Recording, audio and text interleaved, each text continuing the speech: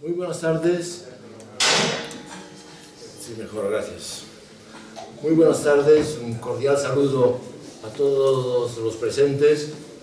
Soy Javier Ruiz Portella, por si alguien no lo sabía, director del Manifiesto, autor también de diversos libros, y estoy realmente muy contento y también muy agradecido al Espacio Arts Demands y a Roberto Picó en particular por acogernos tan cálidamente en esta tarde-noche del día de hoy, en donde vamos fundamentalmente a presentar, a lanzar públicamente lo que hemos denominado el Manifiesto. El Manifiesto, por si acaso alguien no lo supiera, es un periódico digital que lleva existiendo como unos 20 años. Empezamos en formato de papel, se vendía en kiosco desde el año 2004 y a partir de abril de 2007 pasamos exclusivamente a la versión digital, donde nos seguimos manteniendo a trancas y barrancas y progresando paulatinamente pero seguramente. Unas rápidas palabras más en cuanto a la historia del Manifiesto, para deciros que es un texto, esto se llama el Manifiesto a raíz de un texto que escribí en el año 2001 que se titula Manifiesto contra la muerte del espíritu, y al que luego le añadí y de la tierra, por dos razones: una para darle reconocimiento debido a la madre naturaleza, y la segunda para evitar cualquier connotación de índole espiritualista tipo New Age y demás zarandajas. Desde entonces es el texto del Manifiesto. Por lo demás se puede encontrar en la página web, clicando arriba en la esquina superior derecha, donde pone los orígenes del Manifiesto, y ahí se encuentra tanto el texto traducido en 7 idiomas de este manifiesto, como los 10 primeros ejemplares en papel y en formato PDF que se encuentran reproducidos ahí por si alguien tiene curiosidad y quiere verlo. Dicho todo lo cual, voy a hacer ahora una rápida presentación de las ideas, de las líneas maestras que guían lo que buscamos, lo que hacemos, lo que intentamos. Intentaré que sea lo más breve posible. Los que conocen mis artículos y mis libros saben que no me suelo enrollar, que me gusta lo conciso y lo enjundioso. Y después de lo cual cederé la palabra a nuestro amigo Guillermo Mas, que me acompaña, para que me haga algunas preguntas sobre lo que le parezca más conveniente preguntar.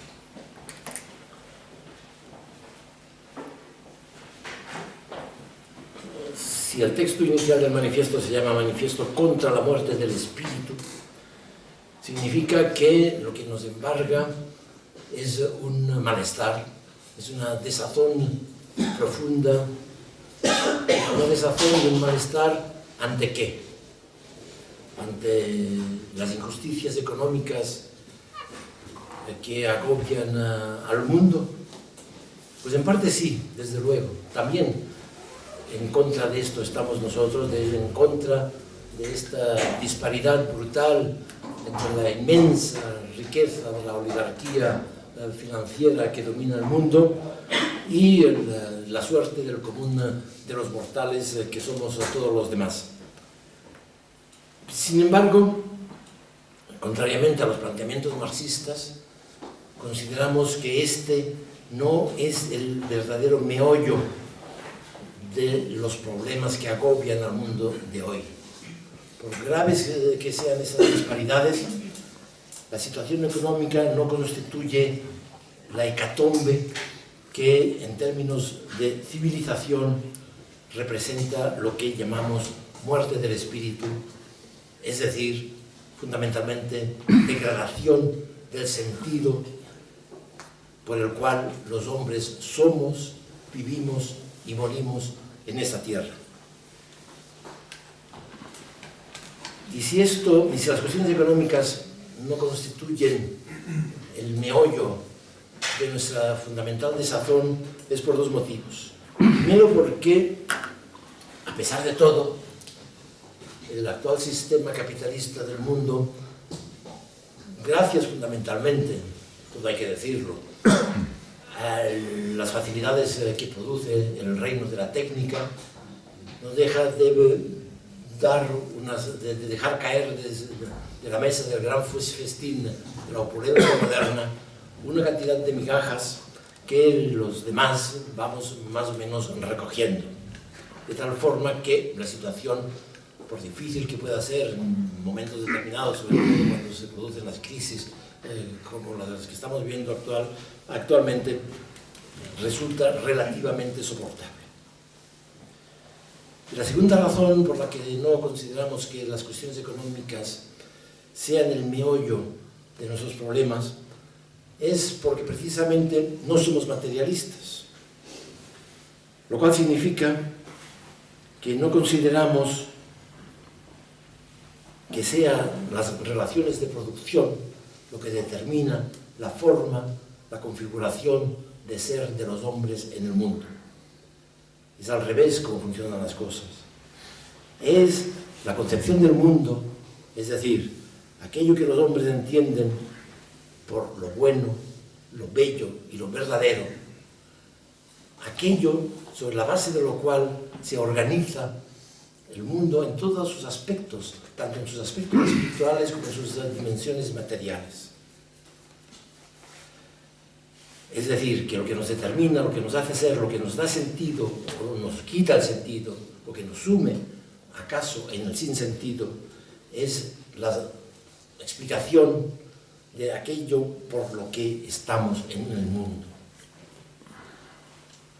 ¿Y por qué estamos en el mundo nosotros, los hombres modernos de este siglo XXI?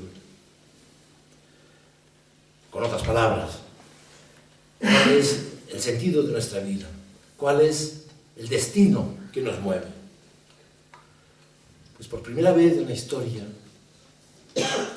no tenemos respuesta a esta pregunta. Lo único que nos mueve es la satisfacción de las necesidades materiales. Punto.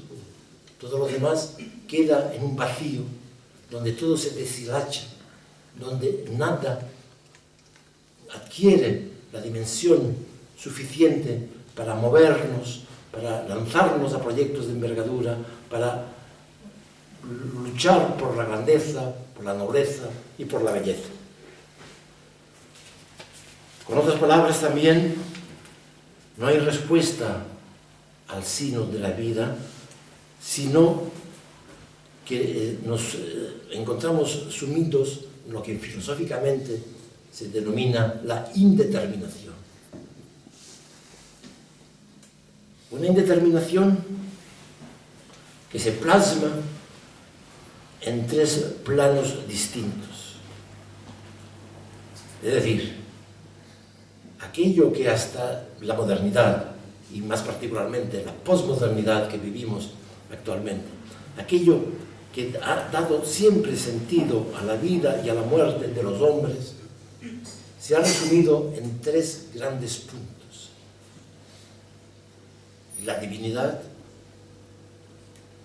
la identidad colectiva, con lo que esto implica de arraigo en la historia y en la tradición, y el tercer punto, la belleza del arte. Belleza del arte que no hay que entenderlo como lo entendemos hoy en día, como la mera satisfacción estética, sino como algo que es apertura en realidad al sentido y a la fuerza mayor de las cosas y del mundo.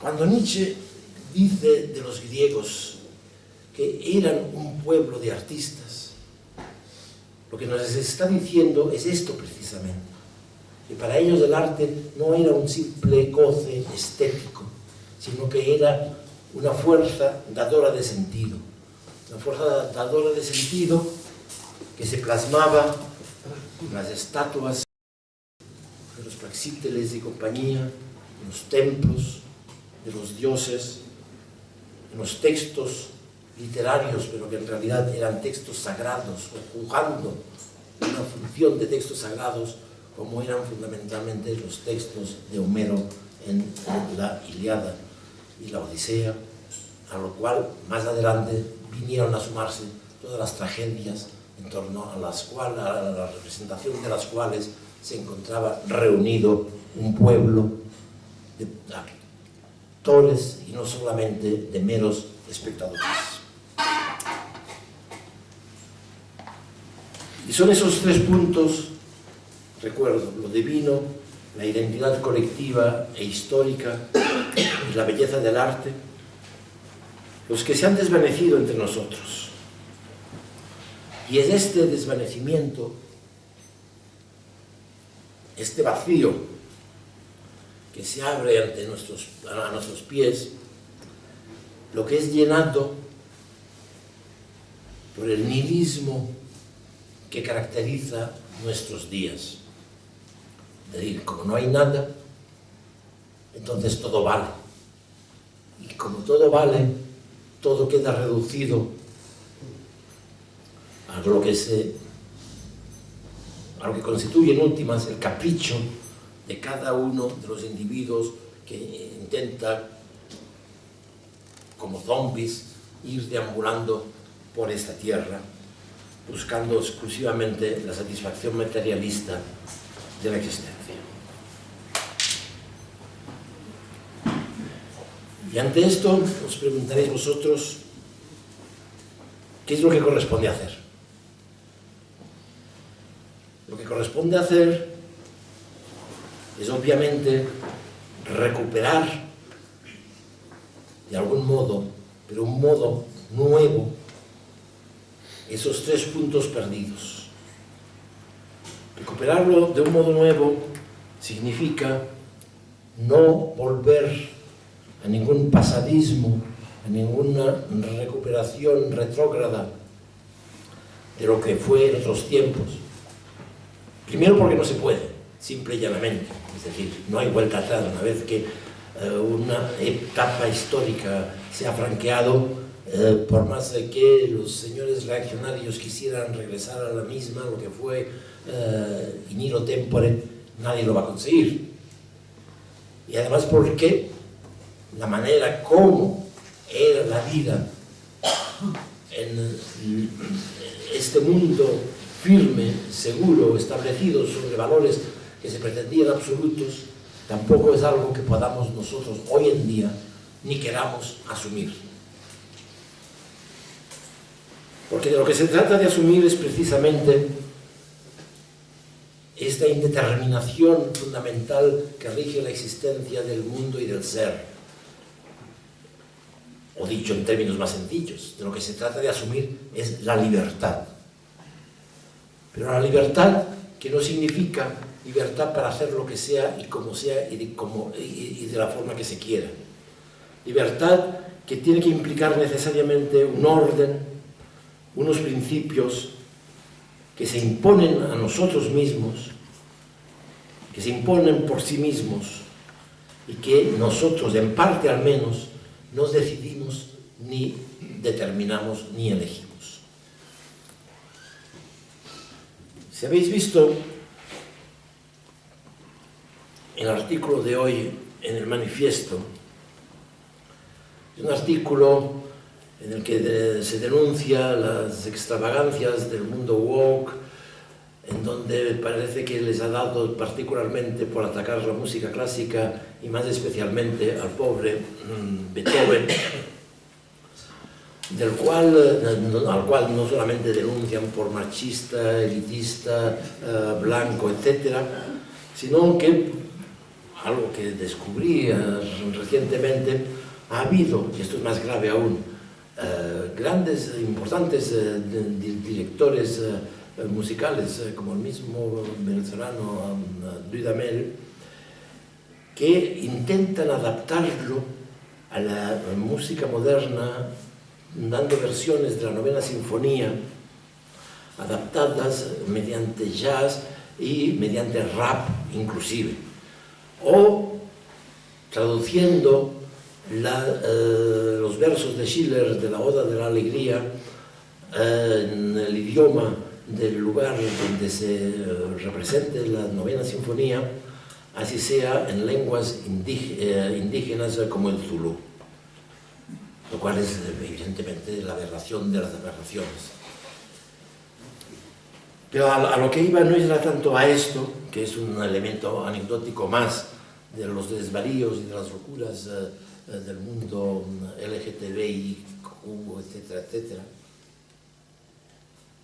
sino a lo que iba era a la fotografía de una manifestación con la que hemos ilustrado este artículo y que representa una manifestación que tuvo lugar no sé cuándo ni dónde exactamente aquí en España, y donde los manifestantes que defienden obviamente los principios del LGTBIQ llevan una pancarta que dice: mi identidad no la decide nadie. Y en esta frase condensa en últimas todo lo que estaba yo intentando decir aquí. Considerar que la identidad no la decide nadie, que la identidad la decido yo, según y como me plazca.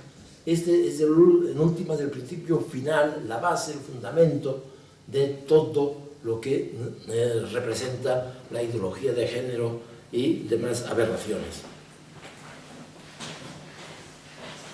Constituye la base de todos estos desvaríos porque significa negar la existencia y la fuerza de los principios, primero, de la naturaleza como tal, segundo, los principios de la belleza. Nadie decide lo que es bello, nadie decide que las aberraciones del arte contemporáneo, del denominado arte contemporáneo, los esperpentos que puede llegar a producir sean cosas bellas porque un artista, un pretendido artista ha decidido que lo sean, y nadie decide tampoco cuáles son los principios de nuestra identidad histórica, de nuestra identidad colectiva, de nuestro pasado, es decir, en suma, de nuestra vinculación con nuestros padres, con nuestros abuelos, con nuestros ancestros. Esos son los tres principios básicos que hay que respetar, que tienen que estar ahí presentes, que tenemos que defender, por los que tenemos que luchar, a sabiendas que al mismo tiempo que los respetamos, somos libres para dentro de ellos articular la manera que queramos, la manera que consideremos colectivamente conveniente, cuál es la forma de desarrollar nuestra existencia en el mundo. Recordando también, para referirme, y con ello acabo, a lo que anteriormente llamaba el primero de los principios que se han desvanecido en el mundo contemporáneo, el principio de lo divino, de lo sagrado, recordando que en últimas, como decía Heidegger, solo un Dios puede salvarnos. Muchas gracias.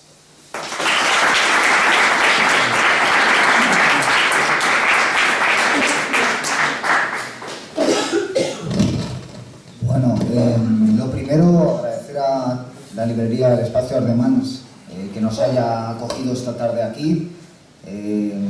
Es un espacio estupendo y la verdad que es casi milagroso que se abra algo así y que podamos estar aquí teniendo esta conversación, ¿no? En la realidad que estamos viviendo, que es tan dura para los que intentan construir espacios reales y físicos de resistencia, ¿no? Estamos todos saturados de espacios digitales, pero también es importante que haya foros reales y está muy bien estar aquí viendo tantas caras conocidas de amigos, de personas con las que ya he coincidido en otros actos, escritores, aspirantes a escritores, y luego también tener pues en las paredes a gente de la talla de Agustín de Foxá, García Serrano y otros ilustres que desde luego le son ajenos a nuestro ministro de Cultura. Y bueno, de cultura va el asunto, ¿no? Hace poco tuvimos la gala de los Goya, donde unos personajes más bien siniestros pues nos dijeron que había que ir mucho al cine y consumir cultura española y otros asuntos, y yo viendo aquello, que desde luego no lo vi entero porque entre otras cosas tenía la excusa del trabajo, pero que, bueno, al final me acabaron llegando las imágenes. Me acordaba de esta novela que tengo aquí, El deber de lo bello, y dado que estamos en una librería, pues hay que recordar que hay libros disponibles para comprar, una muy buena selección, como me decía ahora un amigo, que ha podido verlo con más detalle y detenimiento que yo, y entre otros están pues los dos últimos libros de Javier Ruiz Portella, que es un ensayo excelente en el que se analizan en detalle las ideas que brillantemente acaba de exponer de manera sintética y que son las que vertebran el trabajo del manifiesto, en las que tampoco vamos a entrar demasiado, aunque ahora te pregunto por ellos, Javier. Y luego, a mí que lo que me va sobre todo la literatura, y que creo que la literatura es esencial para dar algo que es mucho más profundo que la batalla de las ideas, que es lo que se suele repetir machaconamente. Hay algo mucho más profundo que eso, es la lucha por el imaginario, y yo creo que de entre todos los medios disidentes que hay en España, si hay uno que ha dado la batalla de la lucha por el imaginario, se ha dado esa lucha, ha sido el manifiesto. Por eso estoy aquí sentado y no por otra cosa. Y todo ello confluye muy bien en esta novela, por eso lo de la literatura, que no es una novela de ideas, no es una novela filosófica, para eso está El abismo democrático, son dos lecturas complementarias. Esta es una novela de personajes, una sátira. Y tiene imágenes, y de ahí lo de los Goya, que se anticipan a ese horror que es la gala de los Goya, pues donde vemos a Pedro Almodóvar y otros ilustres personajes pidiendo manifestarse contra Ayuso, ¿no? Todo eso está aquí muy bien contenido, está también muy bien el mundo que se ha creado después del coronavirus, y bueno, creo que Javier en su exposición acaba de sintetizar muy bien las tres ideas que yo entiendo que vertebran el manifiesto, ¿no? Que es la belleza, el orden y el espíritu, que en el fondo es la misma cosa, ¿no? Yo creo que la belleza es el deseo de obtener la belleza, ¿no? Y para eso es necesario tener un respeto por lo que hay detrás, una aspiración de orden y un espíritu que pueda recibirlo y que pueda engendrarlo, ¿no? Y está muy bien lo que ha comentado de los griegos, y a ese respecto pues no hay más que leer lo que decía Heidegger sobre Nietzsche, sobre la concepción estética de Nietzsche, que es que el arte no solo son los libros, no solo son los cuadros, aunque también, ¿no? Sino que el arte es nuestra forma de vivir, nuestra forma de estar en el mundo, y por ahí ha empezado también precisamente Javier. Entonces, bueno, como vamos a hacer preguntas, a mí lo que me gustaría, no sé si estás de acuerdo, Javier, es que te pregunte la gente. Yo me voy a limitar a hacerte una pregunta, no es nada fácil. Ya digo que después me gustaría que interviniera el público, porque dado que estamos en un foro físico, está muy bien que la gente que ha venido pueda dialogar con nosotros, sobre todo contigo. Entonces la pregunta, muy sencilla pero muy compleja, y que además lleva un poco de retranca por el personaje que la plantea, que sería en este caso Lenin, es ¿qué hacer, Javier? ¿Qué hacer? La gran pregunta, la pregunta con la que siempre se suelen concluir este tipo de encuentros, y que tiene y no tiene respuesta. No tiene respuesta en el sentido de que no esperéis que saque yo ahora una lista programática de acciones a emprender, 1, 2, 3, 4, 5, etc. Porque precisamente no es esto lo que hay que hacer. Lo que hay que hacer es, en primer lugar, ser conscientes, y muchas veces nosotros mismos no lo somos, de qué es aquello que está realmente en juego, qué es lo que nos jugamos. Lo que está en juego no es solamente, no es ante todo el combatir las iniquidades del gobierno socialcomunista que rige nuestra vida política, o del gobierno liberal que un día podrá sucederle, sino que lo que está en juego se sitúa a otro nivel. No se trata de cambiar de gobierno, sino de cambiar de mundo. Evidentemente, el cambio de gobierno, la naturaleza del gobierno que esté en el poder, facilita o dificulta esta tarea. Pero lo fundamental es ser conscientes de que es un cambio de mentalidad, un cambio de espíritu precisamente de lo que se trata. Ahí podemos referirnos una vez más a esta especie de lugar común, pero que no es ningún lugar común, que es lo que se llama el gramscismo de derechas. Como sabéis, Antonio Gramsci, el famoso dirigente comunista italiano, cuando estaba encarcelado, comprendió que de lo que se trataba era de influir en el pensamiento de la gente, de las masas trabajadoras, probablemente era lo que él decía en sus textos, y que más importante que la acción política como tal era la acción cultural. Y es esto, de acción cultural, de batalla cultural profunda, de batalla de ideas, de batalla creativa en todos los terrenos de lo que se trata.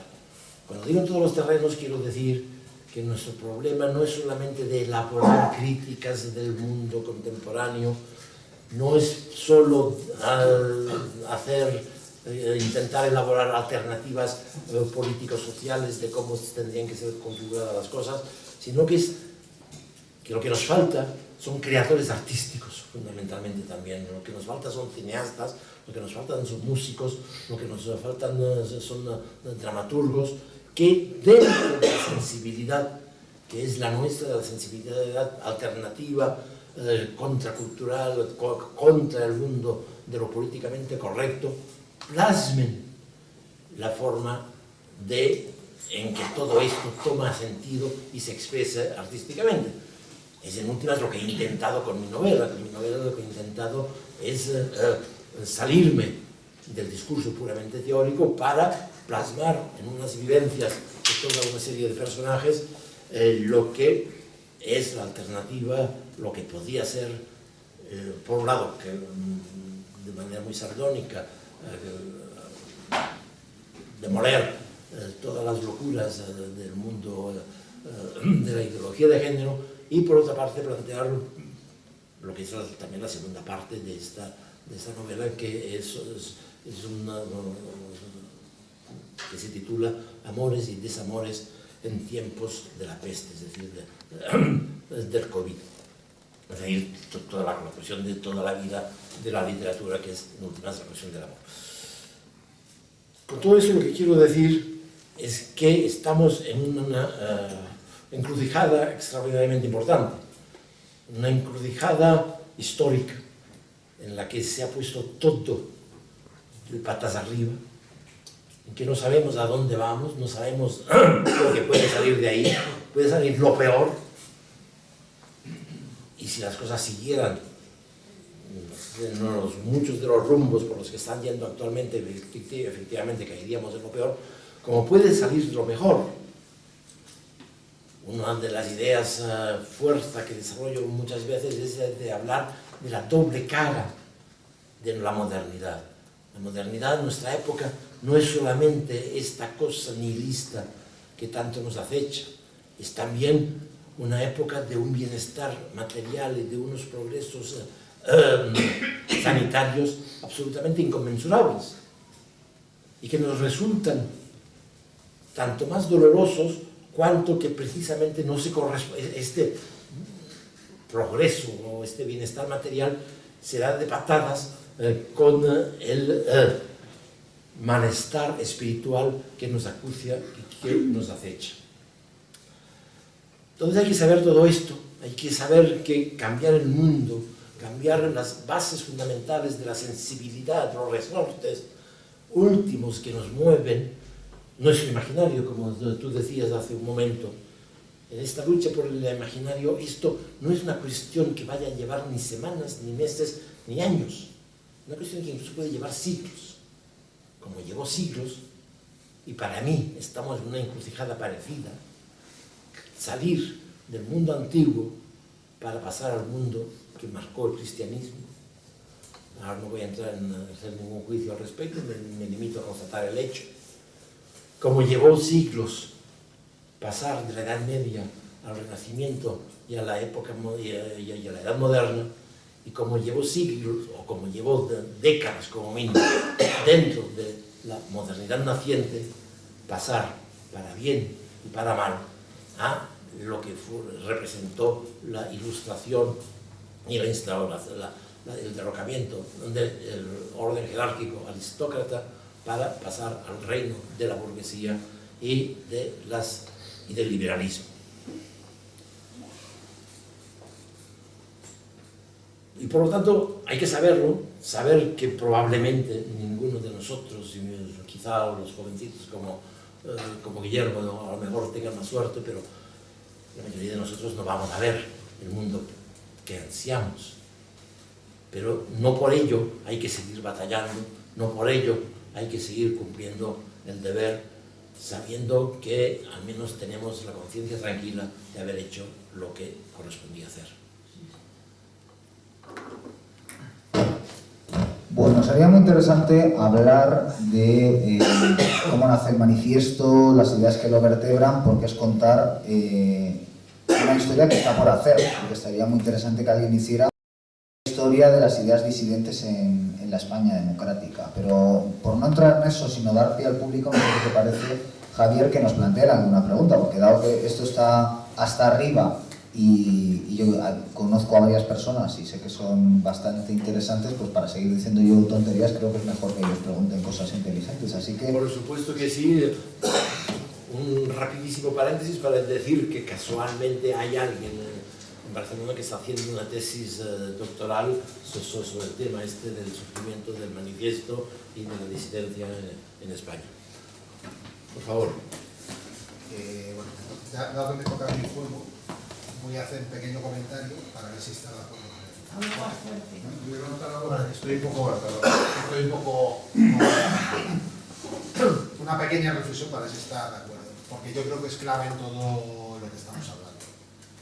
Tal y como yo lo veo, lo peor que tiene la situación en la que estamos no es tanto una ausencia de valores, sino la gran mentira que hay construida alrededor. Es decir, toda la farsa que nos creemos, a lo mejor los que estamos aquí y otra gente que a lo mejor no ha venido o no conoce el manifiesto.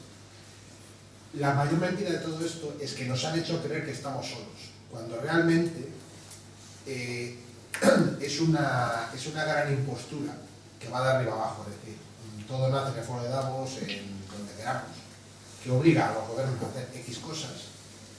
Las grandes multinacionales que quieren trabajar con esos gobiernos están obligados a asumir la ruedecita de colores, y eso a su vez se propaga a muchas empresas subsidiarias, y eso nos hace pensar, si eso le sumamos los círculos de afinidad de las redes sociales y demás, nos hace pensar que el mundo está con nosotros. Y es mentira.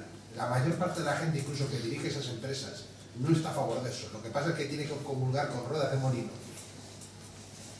si quiere seguir trabajando con los gobiernos, aunque sea, al menos en Occidente. Después hay otros lobbies que tienen sus historias. Entonces yo creo que lo más importante es que nos demos cuenta de que todo esto realmente es una farsa, que no estamos tan solos, ni que todo el mundo está alineado con esa aparente posmodernidad dominante. Entonces mi pregunta era si estás de acuerdo con eso. Sí y no, en el sentido de que efectivamente tienes razón. La amplitud que puede abarcar el sentimiento favorable a ideas como las aquí expuestas y que nos reúnen a todos es mucho mayor de lo que parece. El problema es que el enemigo tiene un arma tremenda, y esta arma se llama medios de comunicación mainstream. Para simplificar, os voy a contar la pequeña historia, una pequeña anécdota en relación con el surgimiento del manifiesto. El manifiesto, el texto de este manifiesto, un texto de unas 6-7 páginas más o menos, lo escribí hace ya un montón de años, como decía, en medio de una soledad personal completa, sin saber lo que iba a hacer con ello, qué podía pasar, simplemente para ver si acaso había algún otro loco en este mundo de Dios que podía estar de acuerdo con semejante tipo de ideas. Y una vez que lo he terminado, encontré, pues sí, algunos amigos por aquí y por allá que estaban de acuerdo y tal, pero sabía que con aquello no llevábamos, no se iba a ir a ningún sitio, hasta que tuve la inmensa suerte de dar con Álvaro Mutis el gran poeta colombiano, ya desgraciadamente fallecido, el Premio Cervantes 2001, a quien se lo presenté, le encantó, y no solamente me dio su firma, sino que me dio todo su apoyo y me autorizó, por iniciativa mía, hay que decirlo, a que lo firmáramos conjuntamente. Es decir, que la cosa salió como un texto firmado por Álvaro Mutis y Javier Ruiz Portella. Y gracias a esto, el periódico El Mundo lo sacó en primera página de su suplemento cultural el 12 de junio del año 2002. Y sin Álvaro Mutis esto no hubiera salido jamás y aquí no estaríamos reunidos nosotros. Simplemente nada habría sucedido. Quiero decir que el hecho de haber pasado del mundo del gueto clandestino en el que generalmente nos movemos hoy en día a través de las redes sociales, que por más aporte que tengan, por más fuerza que tengan, no dejan de ser una gota en el agua al lado de los medios todopoderosos. El hecho de haber conseguido dar el paso y de que, por razones de prestigio, porque Álvaro Mutis acababa de obtener el Premio Cervantes, la directora del suplemento cultural del Mundo tuviera a bien sacarlo y sacarlo con portada y luego al cabo de 15 días volver a sacar otras 2 páginas interiores preguntando a un florido ramillete de pensadores contemporáneos entre lo más granado existente en la España de entonces y en la actual, qué era lo que pensaban de las ideas del manifiesto, etcétera, etcétera. Esto permitió el hecho de salir en un medio mainstream, esto permitió que el manifiesto existiera, punto, y aparte, simple y llanamente. Es decir, la diferencia entre estar en un soporte como es el manifiesto en internet o estar en un periódico como es El Mundo es media la diferencia de la noche al día. Y con eso estamos. ¿Y cómo se lucha con esto? Ahí no hay ninguna solución. La única solución es, pese a todo, seguir batallando incansablemente con los medios que nos da Internet. Internet no deja de ser un arma con la cual se han pegado un tiro en los pies, que les ha salido el tiro por la culata, en la medida en que tiene un poder contra el sistema que pese a todo es importante, pese a todo lo que yo mismo acabo de señalar, y tenemos que aprovecharlo al máximo. Eso es todo. Y sobre todo, claro está, recabar fondos, hacer el llamamiento a la gente para que aporte sus medios financieros, los cuales medios financieros no hay absolutamente nada que hacer. De paréntesis y de manera muy descarada, he hecho para señalar que el manifiesto acaba de lanzar una carta confidencial a la que se puede suscribir por la módica suma, a partir de la módica suma de 3 euros al mes, mediante la cual se recibe toda una serie de noticias que pasan generalmente desapercibidas en precisamente los medios oficiales, los periódicos del régimen, como decíamos antes, ¿no? Todo se trata de conseguir aportación por parte de la gente, ya sea el común de los mortales como somos nosotros, ya sea, y esto es fundamental, por una parte de las élites económicas del mundo. Dejémonos de tonterías. No solamente hay que dirigirse al pueblo, hay que dirigirse también a las clases dirigentes. Y o bien una parte de estas clases se da cuenta de que su vida carece de sentido y de que solamente le pueden dar un cierto sentido a través de un proyecto colectivo que merezca la pena apostar por él, o bien será muy difícil conseguir nada. Es decir, cualquiera de estas grandes revoluciones a las que antes me refiero, cualquiera de estos grandes cambios históricos que han marcado el devenir del mundo, si se ha producido es porque una parte de las élites del antiguo régimen, del régimen anterior a cada una de las épocas, ha pasado al otro bando. Y de lo que se trata es de conseguir lo mismo también en el mundo actual. Muchas gracias. A mí sí me gustaría añadir, antes de pasar a la siguiente pregunta, que en España, como en general en todo Occidente, en Occidente digamos que podríamos decir que a partir del año 68, en España sobre todo, a partir de la llegada del socialismo al gobierno, hay una alianza escondida bajo una aparente oposición entre Estado y mercado. Y evidentemente eso se ramifica en, por un lado, los medios de comunicación, que aparentemente funcionan pues, por financiación privada, de manera liberal y tal, y luego por los medios estatolátricos, que, bueno, pues como los cineastas subvencionados que vimos el otro día en los Goya, aparentemente son los que plantean la oposición a los medios hegemónicos, tienen su mundo académico, su mundo de política oficial y que aparentemente, al no estar sujeto a las leyes del mercado, va por otra vía, pero en el fondo pues comparte buena parte de los mismos fines. Y obviamente en ambos casos tienen una cantidad importante de medios a su disposición de los que nosotros carecemos. Ahora bien, por eso es importante recalcar efectivamente que, dado que el manifiesto, por su carácter de manifiesto, a diferencia de otros medios de comunicación, no se queda en la mera especulación intelectual, sino que sí hay batalla de ideas, pero también hay acción, por eso también estamos hoy aquí. Esa acción necesita medios. Esos medios no emanan de la nada, es decir, si uno quiere hacer una guerra, si no tiene munición, si no tiene cartuchos de dinamita, si no tiene vehículos, si no tiene gasolina para mover esos vehículos, difícilmente se puede hacer nada. Ahora mismo, pues el manifiesto es un medio que prácticamente lleva Javier Ruiz Portella en soledad y es un trabajo, perdón por la palabra, acojonante, lo puedo garantizar, aunque solo sea porque yo tengo mi canal de YouTube que no tiene la exigencia que tiene él de sacar 1 y ahora 2 y hasta 3 artículos diarios. Yo me muevo más en el ámbito semanal, pero puedo garantizar que es un trabajo digno de ser remunerado, no es un pasatiempo. Y si alguien cree que es un pasatiempo, pues desde luego no debería estar aquí, no debería estar escuchándonos, porque es un trabajo.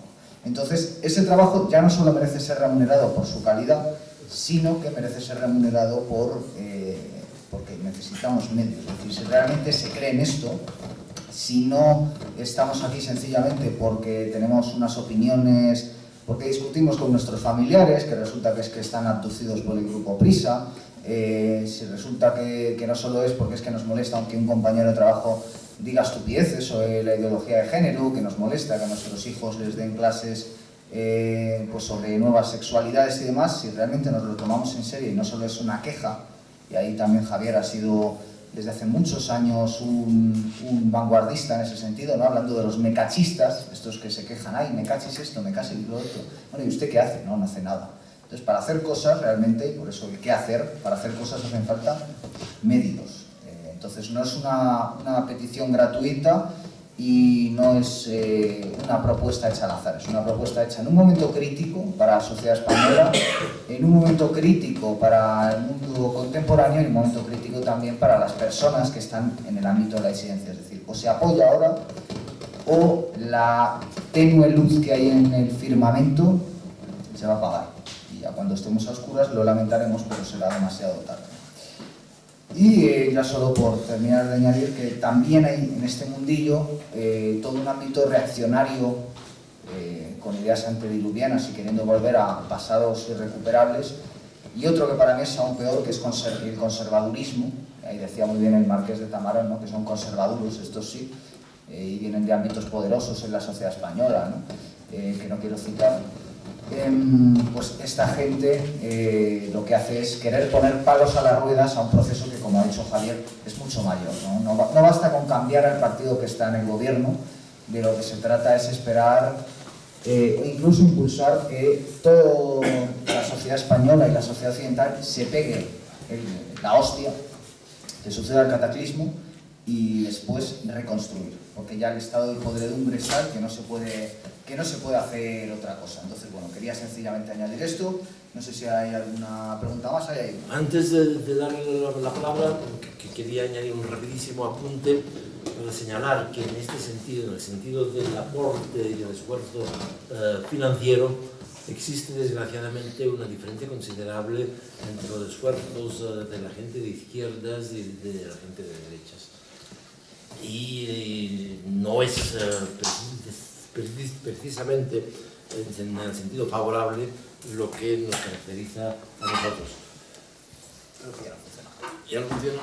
Bueno, espero que me oigáis. En ese sentido, por ejemplo, en Francia, es cierto que en Francia la situación es muy distinta que aquí, porque ahí existe, afortunadamente para ellos, una ley de mecenazgo que permite desgravar hasta el 65% de lo aportado a cualquier asociación de este tipo en el plano fiscal, ¿no? Pero esto hace que, por ejemplo, pueda existir una televisión como TV Liberté, que tiene un presupuesto de 1 millón de euros anuales, el cual 1 millón de euros es obtenido única y exclusivamente por las aportaciones financieras de la gente. Nada más. No es esto lo que estamos buscando en el manifiesto. Vale, buenas tardes. Yo quería, primero dar las gracias. Segundo, yo el manifiesto lo conozco desde hace relativamente muy poco tiempo, hace unos meses. Bueno, lo sigo ya a diario. Entonces, quería haceros una consulta, bueno, a los dos o no sé a quién. Como bien había dicho que hay que, digamos, ahora qué, ¿no? Como hay que pasar a la acción y me ha gustado escuchar todo eso. Era si tenéis relación o contacto o trato con gente, digamos, que puede pensar más o menos lo mismo. Por ejemplo, ahora mismo se me está ocurriendo el movimiento este que está dirigiendo, liderando, bueno, no sé hasta qué punto, relativamente Cristóbal Cobo, ¿no? De la revolución, que no tiene por qué ser cruenta, como bien dice, u otras personas, digamos. También se me ocurre otro nombre, por ejemplo, con Fernando del Pino Carlos Otero, que tiene un blog muy interesante. Quería hacer esa reflexión si se había pensado, digamos, pues, confluir con gente más o menos que pueda tener los mismos ideales, la misma opinión, para ponernos manos a la obra, digamos, ¿no? Es lo que lo decía del Mecachis en tal, todo el mundo nos quejamos, pero claro, nos quejamos, pero hay que trabajar, ¿no? Entonces, eso era una reflexión que quería hacer y gracias por todo. Pues muchas gracias. Y sí, yo a Cristóbal lo conozco recientemente y aparte de que estamos en un proyecto editorial juntos, que hemos iniciado hace cosa de un par de semanas, y es uno de los últimos entrevistados en el canal que yo tengo, entrevista de la cual el manifiesto se llama Pura Virtud, podrías decirlo. Sí, bueno, se llama Pura Virtud.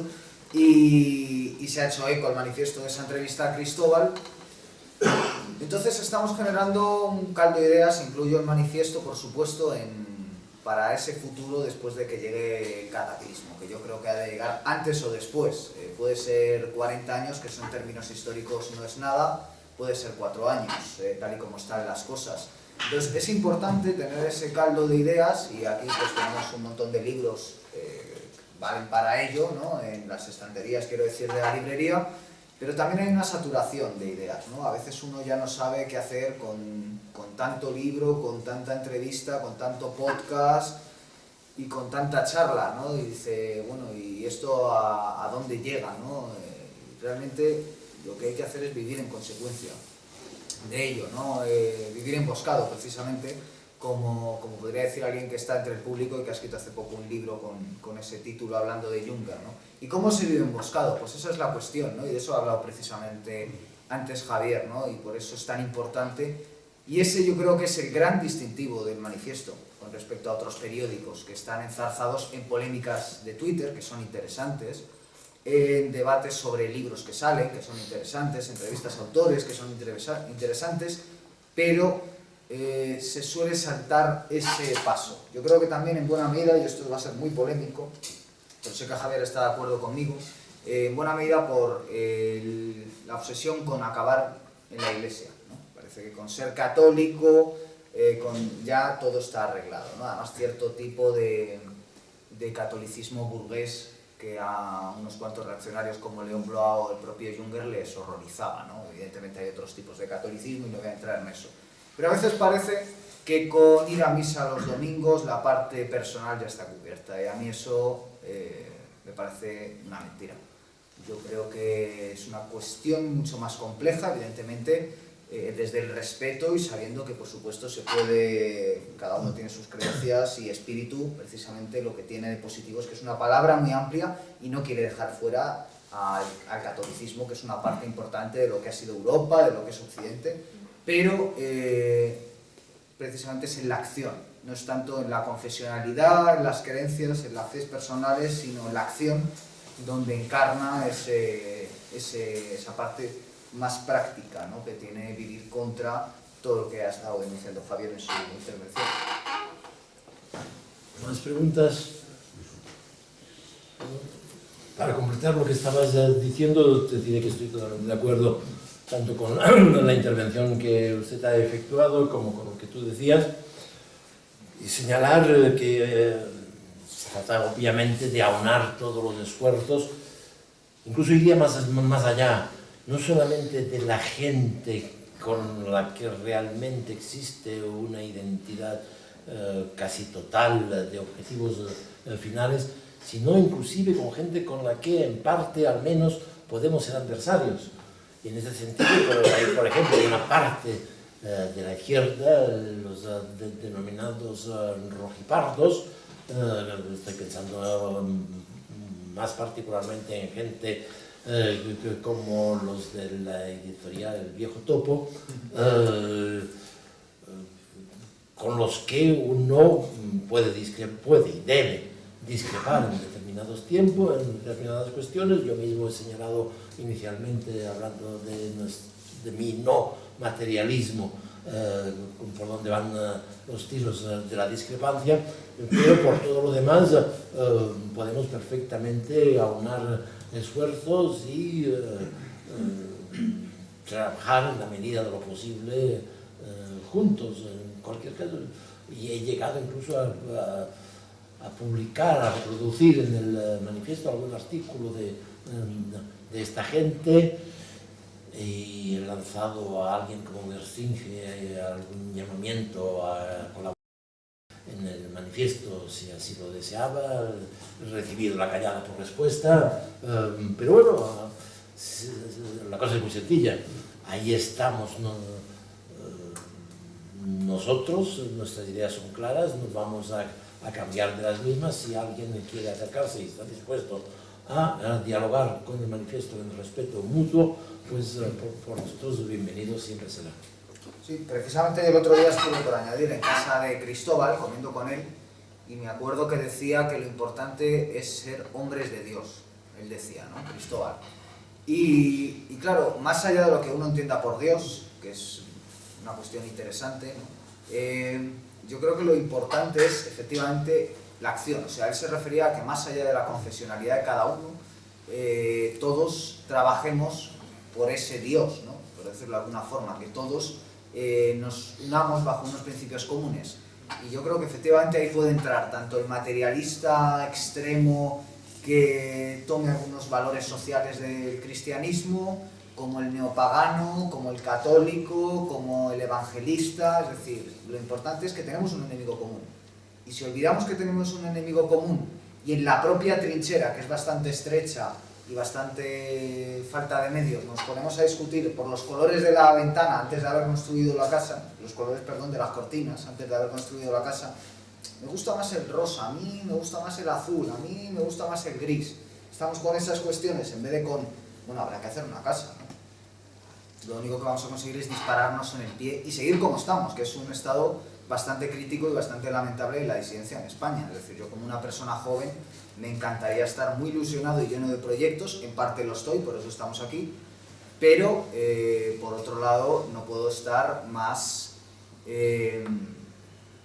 escandalizado con la pasividad de la sociedad española, y por supuesto el primer culpable ahí soy yo, que uno siempre tiene la sensación de que no hace lo suficiente, pero también soy crítico con lo que hay en mi entorno, empezando por los propios medios disidentes, empezando por los primeros que se ponen medallitas de, y no lo digo desde luego ni por Cristóbal pero muchas veces hay gente que se pone medallitas de estar contra el poder y en buena medida está haciendo una labor flaca a la hora de plantear resistencia verdadera por ciertas pues ortodoxias o fes ciegas o fanatismos que yo creo que son contraproducentes. No sé si hay más Venga, preguntas. más voluntarios. Venga. Sí, Javier, yo sé que te preocupa desde hace mucho tiempo y en tu última novela lo dejas claro, el asunto de la belleza, pero claro, estando en tiempos en los que bueno, pues todo se pone en cuestión y aunque uno le sea más fácil casi detectar la fealdad que la belleza, podemos acercarnos a una definición de qué es la belleza o qué es lo bello o cómo conocer lo bello. No hay definición, se impone por sí mismo. En realidad... Cuando lo ves, lo reconoces, ¿no? Exactamente.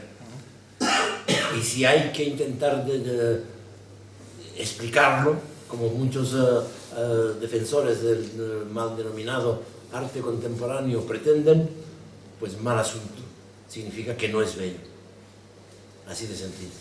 Pasa que en tiempos de relativismo, en los que las mentalidades están en buena medida atrofiadas, claro, uno puede creer que algo es bello porque te han inducido a creer que eso es bello cuando es objetivamente feo. Lo vemos mucho en manifestaciones artísticas que tienen ojipláticos así a algunos personajes que se quedan obnubilados y efectivamente los profanos por allí pasamos y dices, pero mira, ¿qué estás mirando? Si es feo como yo solo, ¿no?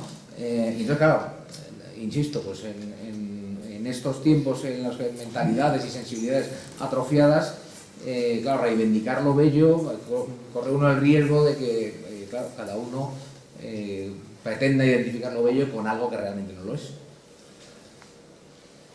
Es precisamente esta es una de las grandes, para mí inclusive, no es la causa última, eso es consecuencia de otra causa más fundamental, que es lo que yo llamo la desacralización del mundo, pero es a nivel de la plasmación, a nivel de las consecuencias, es la consecuencia más grave del mundo contemporáneo. El hecho es decir, aberraciones las ha habido en todas las épocas habidas y por haber, de una naturaleza o de otra.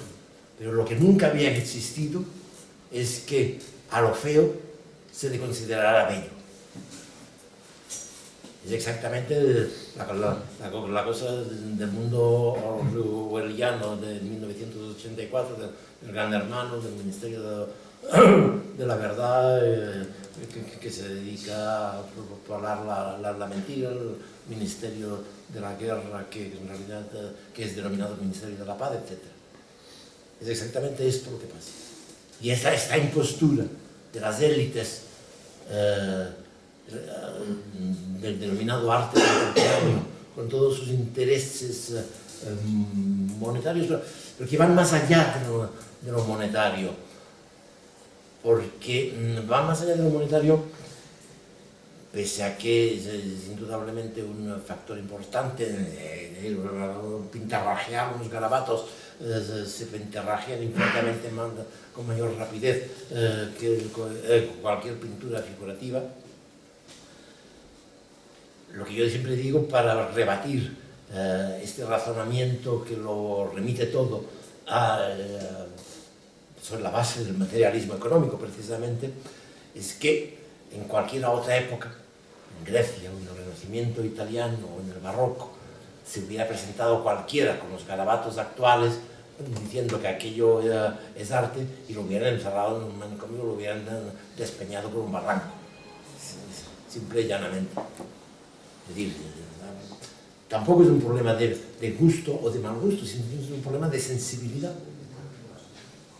La falta de sensibilidad ante lo bello, tal vez porque estamos envueltos en un entorno urbano, urbanístico, en que en el mejor de los casos lo vulgar y lo anodino es lo que predomina, ha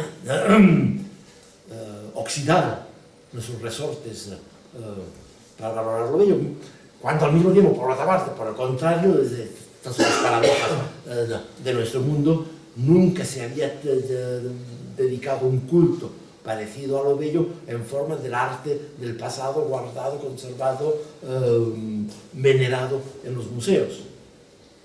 cuando otras épocas habían liquidado simple y llanamente una parte, en todo caso, del arte que se consideraba superado por las nuevas tendencias artísticas. Una pregunta. Creo que es catalán. Sí, efectivamente, se nota por el acento. Sí, bueno, entonces, vale. Vemos, Cataluña está todavía más contaminado que, no, por todo el tema del nacionalismo. Entonces, no sé si cómo sería la resistencia o... ¿Cómo? ¿Cómo es la resistencia en Cataluña? O... Bueno, hace ya muchos años, más de 15 años que me he marchado de Cataluña, Vale. única y exclusivamente por estas razones. Es decir, no tenía ningún otro motivo para marcharme de Barcelona, donde había regresado después de haber pasado toda una parte importante de mi vida viviendo fuera de España, en Bélgica más concretamente. Regresé en el 94 a Barcelona, me establecí ahí y al cabo de unos 10 años consideré que la vida era insoportable hasta el punto que no tenía ahí mi lugar y que lo mejor que podía hacer era marcharme a Madrid, restablecer aquí la editorial que había fundado y que había montado allá, y desde entonces aquí me encuentro. En realidad la decisión la tomé después de haber montado una rueda de prensa con Albert Boadella, famoso dramaturgo, que me había dado una entrevista importante para la revista, para el Manifiesto, en una época en que era todavía revista en papel que se vendía en kioscos, y había lanzado una convocatoria a la prensa en general, a la prensa de Barcelona, para que vinieran a esta rueda a entrevistar a Boadella y a mí como director del Manifiesto a raíz del lanzamiento de este número, sobre el arte contemporáneo precisamente. No vino un solo periodista, nadie. Y poco tiempo después, una antigua amiga mía de Barcelona me dijo, hablando en catalán, por supuesto, mi lengua materna, en el sentido propio de la palabra, es el catalán, me preguntó, pero ¿cómo puedes sacar una revista y editar estos libros tan castellanofos, tan castellanos, en sentido, y además con un despectivo que se suele utilizar en Barcelona? Después de lo cual, pues, tan pronto como materialmente me pude permitir efectuar una mudanza, me mudé y aquí estoy.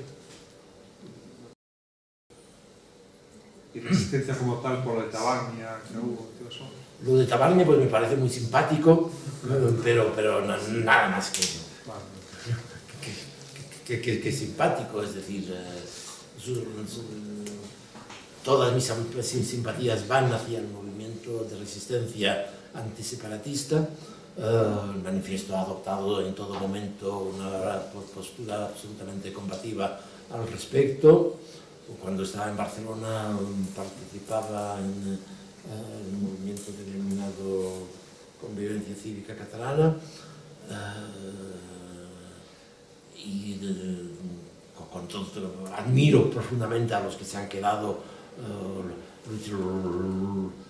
luchando por defender la identidad española de Cataluña, pero también resulta muy agotador, porque uno de los inconvenientes que tiene el asunto es que te impide ver más allá del problema catalán, y más allá del problema catalán hay problemas como los que estamos abordando aquí esta noche misma, que son infinitamente más importantes, más profundos. Me gustaría plantear no sé si es una reflexión o una pregunta, sobre una palabra que yo creo que es el arma que utilizan y que en todas las conversaciones que hemos tenido ha salido, pero no se ha llegado a mencionar, y es el miedo como arma que utiliza toda esta élite que se ha hablado, todo este conglomerado, para mantener callados tanto a la gente, que como bien ha dicho él, hay más gente que es consciente de dónde está el problema, pero no se atreve a plantearlo como la posible acción. Quizá la posible acción, obviamente a través de medios disidentes, es hacer ver a la gente que hay que ser un poco más valiente. Yo creo que, o el tema de los medios mainstream, lo que hace los medios mainstream es meter miedo. Una vez tras otra ha quedado muy patente con el tema de la pandemia, con la guerra ahora de Rusia y Ucrania, con el tema de la inflación, con el tema de... Lo venían haciendo también con la Unión Europea. Ojo con lo que hacéis, que fuera de la Unión Europea no hay nada. Yo creo que quizás es uno de los elementos, de las armas más fuertes que tienen. Los medios mainstream son el altavoz, pero lo que más usan, lo que más manejan, y quizás donde habría que enfocarlo un poco, aunque es difícil para todos, el primero para mí, que es difícil, yo lo conozco muchas veces, a plantear cosas que hemos visto todos, pues por ejemplo, lo que decíamos ahora de los Goya, de si el arte, de si lo bello es objetivo, ¿no? Yo creo que la belleza es objetiva, y muchos somos conscientes de que lo que nos plantean los medios mainstream es feo. Por ejemplo, desde el look de la mayoría de las personas que fueron a los Goya, hasta el propio discurso y hasta las propias ideas, la mayoría de la población todavía es consciente de que es feo, un disparate y no hay por dónde cogerlo. Pero el miedo es lo que les atenaza. El miedo es lo que... Entonces, no sé si a lo mejor, cómo veis esta reflexión, que os parece, y si quizás la acción, obviamente, los medios disidentes a través de una coordinación, se podría dirigir ahí. Quizá la palabra exacta no sea tanto miedo, si por miedo entendemos el temor a la represión. Es decir, pese a todo existe formalmente una puesta en escena de libertades públicas que al menos parcialmente se mantiene más o menos, ¿no?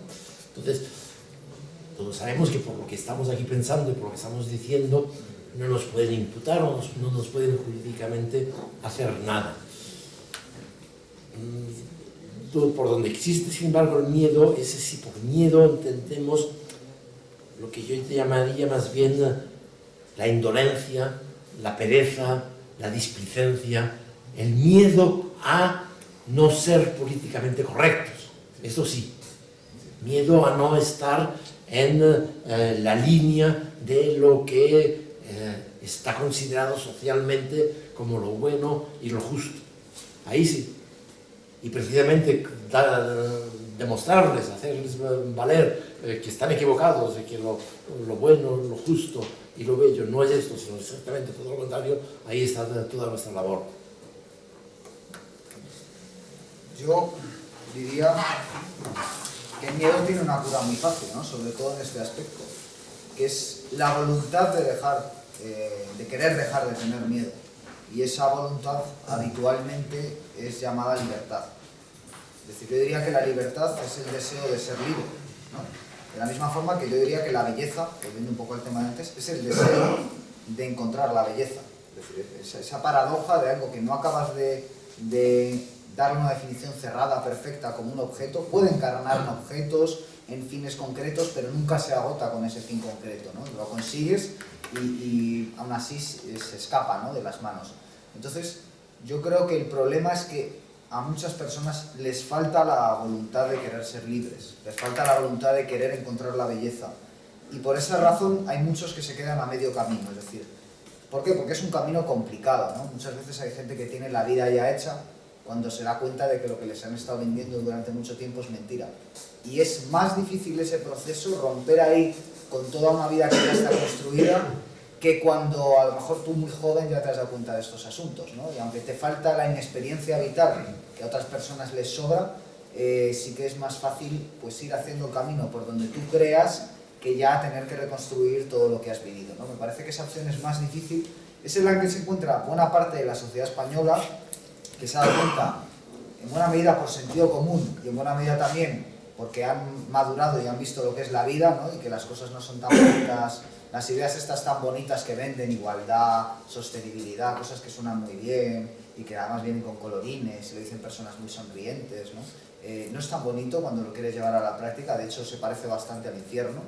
Y entonces el querer salir de ahí es lo que muchas veces no acaba de encarnar, porque te das cuenta de que es el infierno, pero por otro lado te venden que lo contrario es la vuelta del fascismo, son cosas terribles, ¿no? Es Hitler, es el racismo, es la xenofobia, es lo peor del mundo, lo peor del mundo. Entonces, claro, te quedas ahí a medio camino, te quedas atravesado.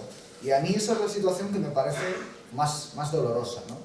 Y obviamente si hubiera una red más fuerte, tanto a nivel físico, ¿no? Como que tenemos foros como este, como a nivel intelectual, es decir, las ideas de la disidencia estuvieran más extendidas, seguramente a muchas personas les resultaría mucho más fácil salir de ahí. Entonces, por un lado tiene que haber esa actitud personal y por otro lado tiene que haber también caminos creados para transitar. Es decir, cada uno debe transitar su propio camino. No hay un camino, no hay una respuesta, cada uno tiene que seguir su camino. Pero sí que es cierto que debe haber lugares comunes donde nos podamos encontrar cada uno en su situación personal y en sus diferencias. Y yo, y aquí hablo desde la experiencia personal de alguien que se ha encontrado así y que muchas veces se encuentra así, veo que hay problemas a la hora de que eso exista.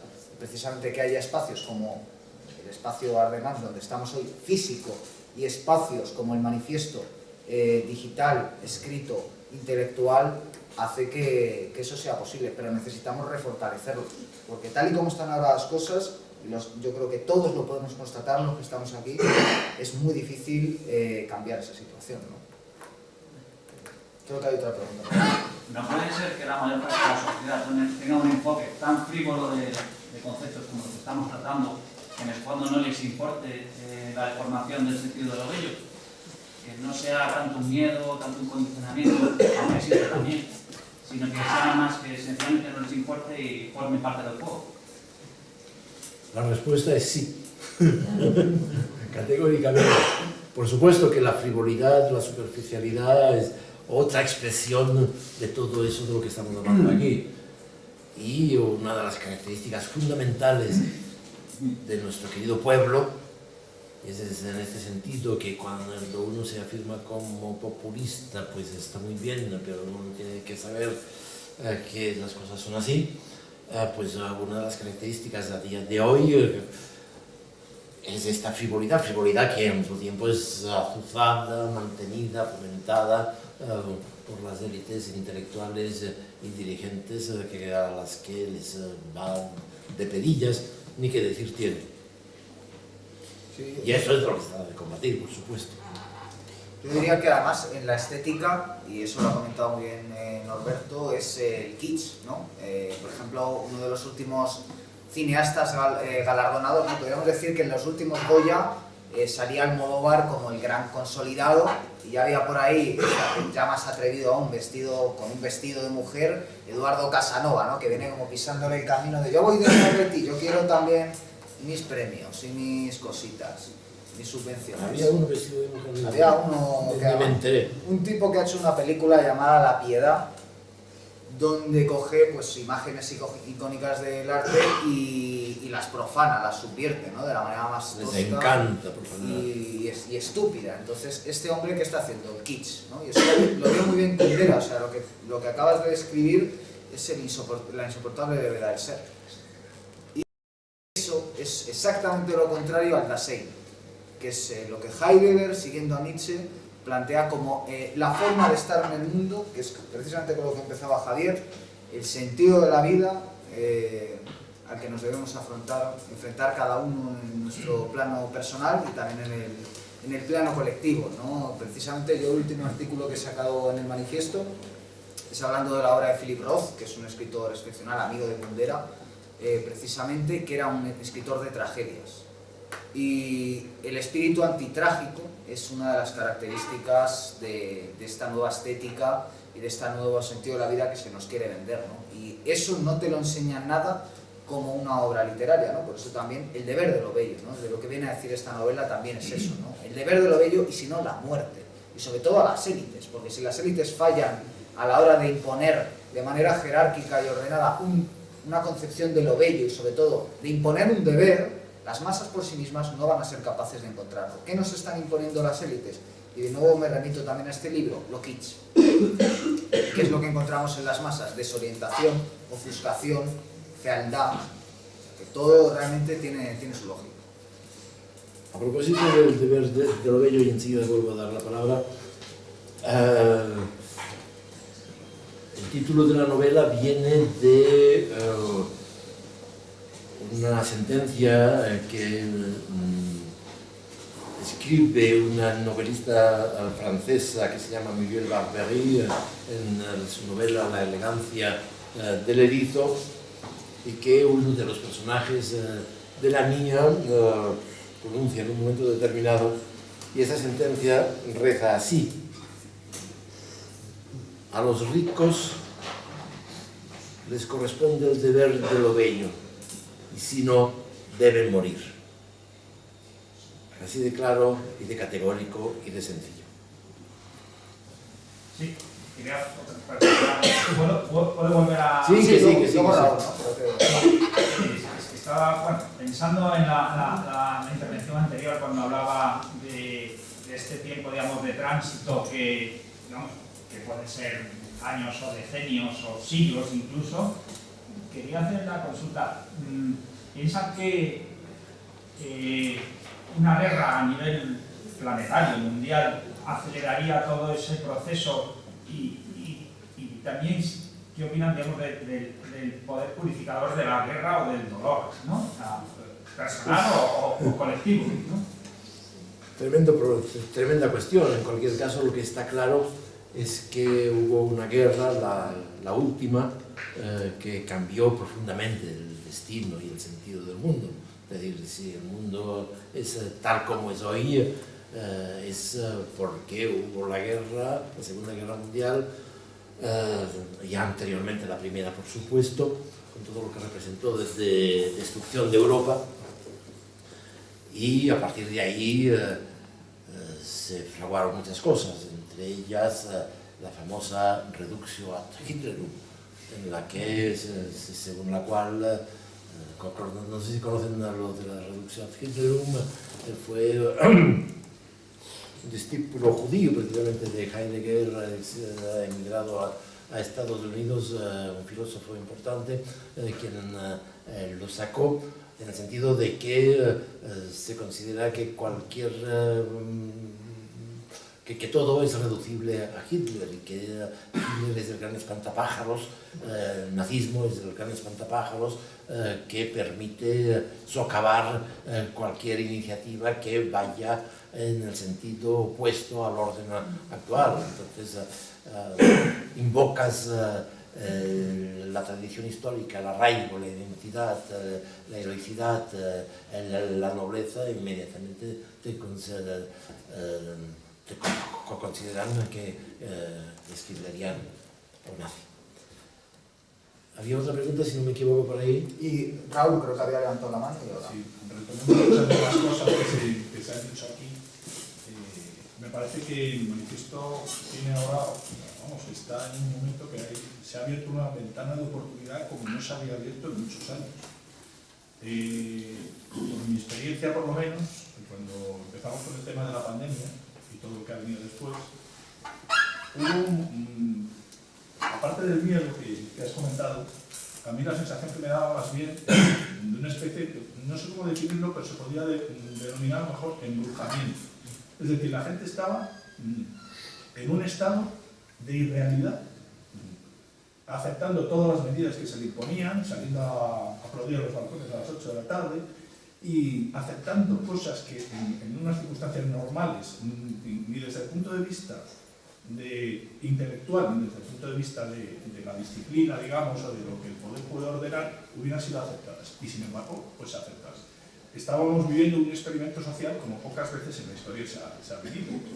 Pero ¿qué es lo que ha ocurrido? Bueno, después de ese experimento ha traído sus secuelas, como puede ser pues, el tema del clima, el tema del género, el tema de la guerra, y todo lo que, bueno, ya el tema de los ovnis, que es ya ¿no? que nos están queriendo meter. Pero yo creo que se han pasado de frenado. Es decir,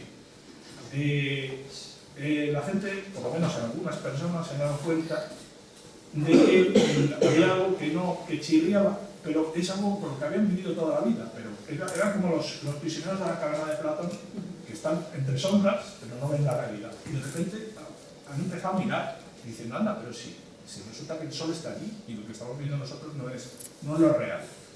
Y eso yo creo que no tiene marcha atrás. Es decir, la gente que ha despertado, ha despertado. Ha despertado de muchas maneras, cada uno con su mentalidad, unos pues izquierda, la derecha, tal y que es igual, pero todos apuntan hacia esa luz.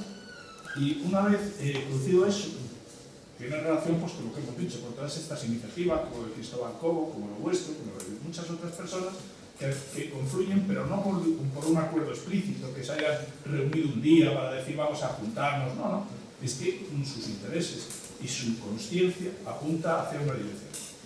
Y eso me parece importantísimo, porque además los acontecimientos se están acelerando de tal manera que esas élites ya no tienen más posibilidad que seguir adelante a muerte, porque ya no pueden parar ni ir hacia atrás, porque se les ha visto plumero, para ser sinceros, ¿no?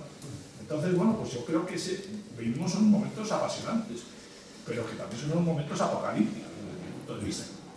Y en ese aspecto, pues estas iniciativas, que es esa sospecha que va desentrañando las mentiras que se están produciendo en todos los diferentes ámbitos, como todos los artículos que salen en el manifiesto, que hablan de los temas más variados, pero que todos tienen ese hilo conductor, que es mostrar la verdad. Y yo creo que el tema de las élites que salió antes, aparte de las élites económicas que puedan ayudar y personas que puedan relacionar, eso va a fomentar la creación de una auténtica élite, una nueva élite, como no había existido, que yo denominaría de nuevo, como lo que he dicho antes, los expertos, es decir, gente consciente, rodeado, eso sí, de mucha gente que sigue pues, en ese estado de alucinación colectiva, pues con los medios, con los móviles, con tal y que igual. Pero bueno, al final, como decía Spengler, ¿no? Un puñado de soldados podrá salvar a la civilización. No vamos a esperar que todo el mundo despierte. Como que haya un conjunto suficientemente fuerte de personas que sepan hacia dónde van, yo creo que la cosa puede cambiar. Y va a cambiar para bien o para mal, yo creo que en muy poco tiempo. No sé si estaréis de acuerdo. No sé qué os parece si hagamos una ronda final y luego ya contestamos a las preguntas que haya. Muy bien, sí. ¿Os parece? Que creo que había un par más por ahí.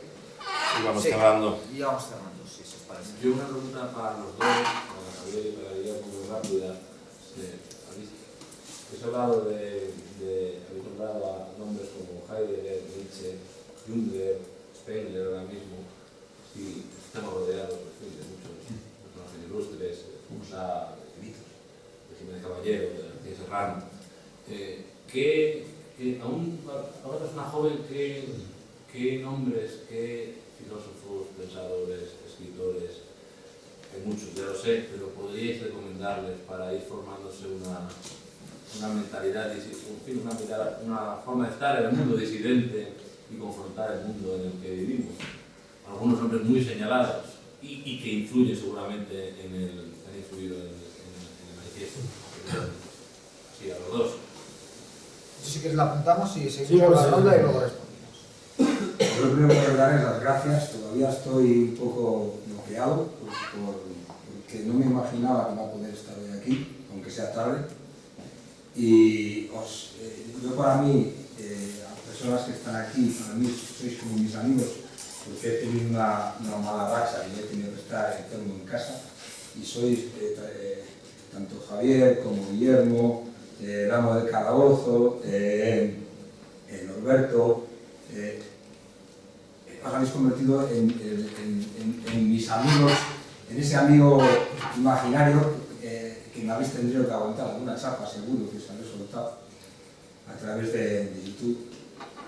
Pero cuando has dicho esto, al que le tienes que recomendar es a Guillermo, porque es que me parece increíble que Guillermo, con lo joven que es, para mí es joven, me queda poco para cumplir 50, y pura virtud es una auténtica virtud, o sea, es una auténtica virtud. Y cuando me dijo en una contestación, me dijo Javier, en una de estas, me dice Javier, ¿dónde hay que alistarse? Y con perdón de Norberto le digo, en el nido, digo, busca a tres y te alistas. Y no sé qué otro contestó, que no, que te está diciendo no cómo, dónde. Y le digo, mírate al espejo por la estética, Me refería a la estética, a la belleza, que todavía no había visto vuestra presentación del libro sobre la belleza. Porque la única opción que he visto en este tiempo me acuerdo de la última que siendo de Valladolid, que pude ir al 4 de marzo, fue el año justo antes de la pandemia. Justo al poco tuve el accidente con el caso. Esas son circunstancias personales que lo único que me han hecho es sentar más, profundizar más en estos contenidos que no le estáis dando, o sea, que nadie le está dando la importancia real que tiene. O sea, el alcance, el revivir todo esto. No estamos hablando de frikis, estamos hablando de gente normal que durante la pandemia ha podido, potajeando, ha acabado en foros que ni se imaginaba. Desde los viernes culturales de la Falange hasta que hay un montón de gente muy buena y te das cuenta de que hay gente muy preparada que está en la disidencia, que piensa de otra manera al rebaño. Ahora, por desgracia, en eso tengo que ser pesimista, si pensamos que podemos hacer que todo el mundo sea como nosotros. Sería bonito, pero sería incierto. Y la verdad, antes que la paz. Eso no se puede evitar. O sea, es inevitable. O sea, el concepto de bien, verdad y belleza es algo tan sumamente pleno, que lo único que se te ocurre es que en tu campo lo puedas conseguir. En vuestro caso, entre comillas, lo tenéis, tenéis la capacidad de escribir, tenéis la materia gris para poder escribir, poder poner negro sobre blanco versos preciosos, historias preciosas. En la vida real, el comportarte desde que te levantas por la mañana de una manera estética, de una manera bella, de un comportamiento que tienes que transmitir no solamente a tu familia, sino también a tus trabajadores, por mucho que lo intentes, como decía Bueno, el materialista, dice, ellos lo que quieren es tener en la cartera el billete de la lotería en el mejor de los casos, dice, y olvídate, no le saques de ahí. El día que no les, como digas, mañana, oye, mira, los tengo que repartir, no, no es fácil hacerles de esto. No es nada fácil. Bueno, cada uno yo creo que después de, no sé, perdona por el script, seguro que lo habéis comentado antes, pero dijo una vez en una conferencia de Gustavo Gales que cada uno nos teníamos que dedicar a esto. Y yo creo que no lo decía en el sentido de separarnos, sino en el de que cada uno en su parcela, que sepa dónde escapar y trabajar ahí por eso. Al final, si cada uno en nuestra parcela intentamos hacerlo lo mejor posible, seremos esa persona que la gente se fija. Lo malo es, la única parte mala es que, como decía Javier en la presentación que hiciste con él en el libro, que la obligación del que tiene dinero, no quiere ser ejemplo y lo que quiere es que esté al lado sea más feo que él, para que no le recuerde que a lo mejor tiene dinero pero no tiene ni arte, ni estilo, ni nada, porque con eso se nace, no sé, vale. Es difícil hacerte con ello. Muchas gracias. Hay una última pregunta, me parece. Sí, y después lo contestamos rápidamente. La belleza en sí creo que alimenta el espíritu, no sé si están ustedes de acuerdo. Entonces, a partir de ese punto no debería ser un aliciente, sino un limitante. No es un limitante. Yo creo que no es un limitante. Lo que me refiero es que cada uno de nuestra parte, en nuestras posibilidades, ¿quién somos nosotros como los ordinarios? Cada uno de nosotros tenemos que no mirar, porque es una maravilla oír hablar de Heidegger, oír hablar de todos saben, cada uno tenemos nuestro tiempo. Yo creo que cada uno tenemos nuestro momento en la vida, ¿no? Nuestro momento en la vida es ese Dasein en la vida que te sientes ¿sabes? Un Superman, cada uno lo que consideramos, cada uno lo que considere que es el éxito. Luego a lo mejor te das cuenta que no, más adelante, ¿no? Pero es difícil cogerlo cuando eres joven. como Guillermo. Me parece una maravilla que una persona tan joven tenga esa capacidad. Pero hay otra gente, evidentemente, por ahí. Pero no es limitante. Lo que veo limitante es que todo el mundo le guste lo que es la belleza, el bien, la verdad y la belleza auténtica. Porque lo que le gusta es lo que estabais hablando, que vale, güey, y un tío que se ha vestido como aquella que se viste con los filetes de carne, ¿no? No me acuerdo cómo se llama, Lady Gaga, que se presentó en los Oscars, y la gente va pasándose la... Es que no se puede... ¿Cómo se llama esta? Los Juegos del Hambre, o algo así, se llamaba una película que creo que es la última vez. Acuérdate, aquellos trajes estrafalarios que salían, pues es que los están haciendo buenos. Es que hoy en día les están haciendo buenos. Eso que es una distopía, lo están haciendo buenos. Entonces, ¿qué podemos esperar de la gente? No de las personas, de la gente. Porque yo ya empiezo a diferenciar. Yo ya no me puedo... Con 50 años ya no puedes uno. Pues, muy bien. Si os parece, respondemos a todo. Más que vamos a responder rápidamente. Muchas gracias. No, creo que ahora de todas formas hay posibilidad de hacer un... Aparte que hay una costumbre, efectivamente, que es que después se hace la segunda tertulia. Ahora hacemos una tertulia que quiera quedarse, ya no hablamos de todas estas cuestiones.